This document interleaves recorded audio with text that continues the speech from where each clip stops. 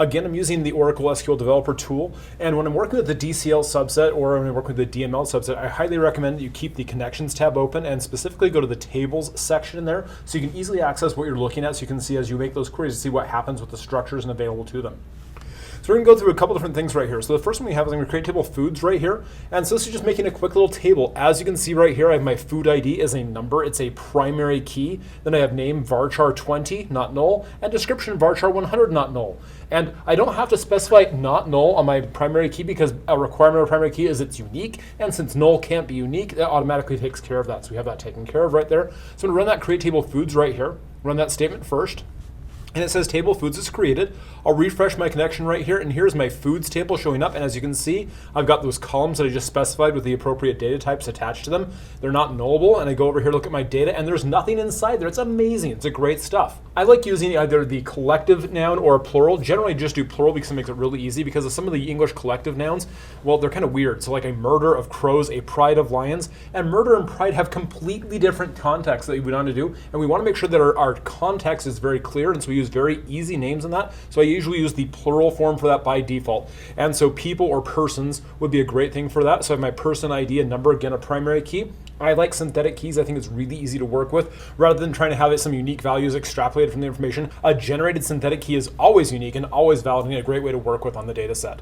Then I have my first name, varchar 25, not null, and last name, varchar 15, not null. And again, trying to make a combination unique value to those makes no sense. There are many people who have the same first name and last name, but they're different people. So we don't want to try and use some combination of that as a primary key or composite key. So again, a synthetic key works really well for this information. And then I have my favorite food, which is a number of 3. And notice that it does not have that not null modifier because not all people will have a favorite food. So I'm going to run that table creation statement as well. And I play that right there, and boom, my table people is created. I again refresh my context right here, and there's my foods table, and I click on that to pull it up, and again, it's an empty set. Great stuff, no worries there. I'm now going to alter my foods table so I can add a foreign key because I want to make sure I can have a reference from this favorite food right here and make it so I can reference the foods table so I can actually extract information from that appropriately. So in order to do that, it's easier to create a foreign key via the alter statement. And so I have my alter table command right here where I alter table and then people. I'm going to add a constraint. And my constraint naming convention, as you can see right here, I have the F key prefix, which indicates it's a foreign key. And then underscore because I'm going to use the snake case notation as we're working with all this. Then I talk about my reference table, in this case foods, and my current table people. It's going from a foreign key of foods to people. So I'm giving her information right there in the constraint that tells me about what I'm working with right there. The foreign key then is the key that's inside my people table right here. And so my people table is that favorite food, and it has to be inside parens. That is a requirement for the actual language structure right there for the syntax.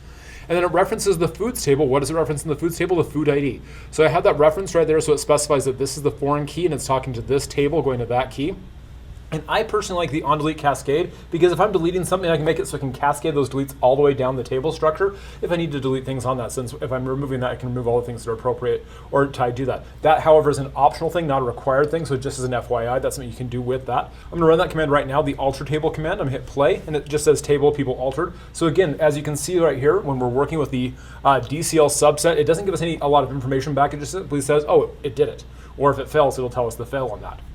So we're going to go ahead and insert some data in that. We'll use a valid insert into. And so I'm just going to insert into people, and I have my last name, first name, person ID, and last name value. This is a first name and 214. I'm just going to dump those values straight in there. So I'll play that right there, and one row's been inserted. Wonderful stuff. And then I have an invalid insert, and I'm going to insert into people, last name, first name, person ID, favorite food. And I'm going to do right here, I'm trying to invalid insert because the foreign key child, this 32, has not been entered yet, so it's going to crash and burn. So I run that command right here, and I hit play.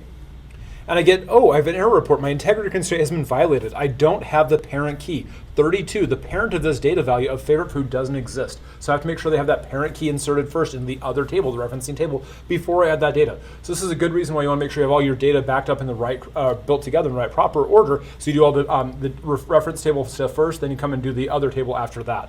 So you can add those information in properly. So we'll go ahead and we'll add that parent key in, as a foreign key. So I'm going to insert into foods, my food ID, name, description. And I want to have some seaweed in here, so I'll add some nori to that. That's with key 32. And again, the number itself doesn't matter as long as I do it right there. And boom, my one row is inserted. I go to my foods table. I hit refresh, roasted seaweed right there as nori. So I've got that information right there. Wonderful stuff. I can also have unsanitized data that I have to input. So one of the easiest ways to handle unsanitary data input is to use the idea of concatenation. And so you just use the pipe key operator right there, and I can use that so it'll handle this. So I can just grab that information, and I can can insert that data into the food. So we'll insert that new information of sliced nori. So it's sliced nori, not just nori right there. And I go to my foods table right here and I refresh that. And now I have that ampersand max ASD that's in there. So I have that information that would cause some problems for that, but I have that taken care of. So now I can do this the other way. I use the set define off and insert into foods, and I can use the food ID, the name description, and I run the set define off command. It doesn't give me any response back. And then I can insert into foods and I can use a non-sanitary input. So that ampersand max right there would normally cause a problem. And I can play that right there and it inserts that value into there as well. My foods value goes in that. And so my dark chocolate dairy free. We can see what happens when I have a non-sanitary input. I'm just going to change this to 3 right here. And so without that set define on, I'm going to run that same thing. And it brings me a pop-up message right here saying I insert substitution variable for that max. And I don't want to do that. So I'm going to cancel out of that because I don't want to actually replace a max value. So I have that right there. And so again, I want to make sure I use that properly. I prefer using concatenation over the set define on because that way I can make sure I've got that taken care of. With the creation or the alternative tables, that automatically does a commit inside Oracle. So we want to make sure that when we're doing with this, if we don't want to keep that information in there, we have to go ahead and clean up the tables and we have to clean in the correct order. So I have to drop my table first. So I'll drop the people table first because that's the one that has the foreign key reference to it. And then I'll drop my table foods after that. I hope this is helpful. Well, cheers and have a great day. We'll see you next time. Bye-bye.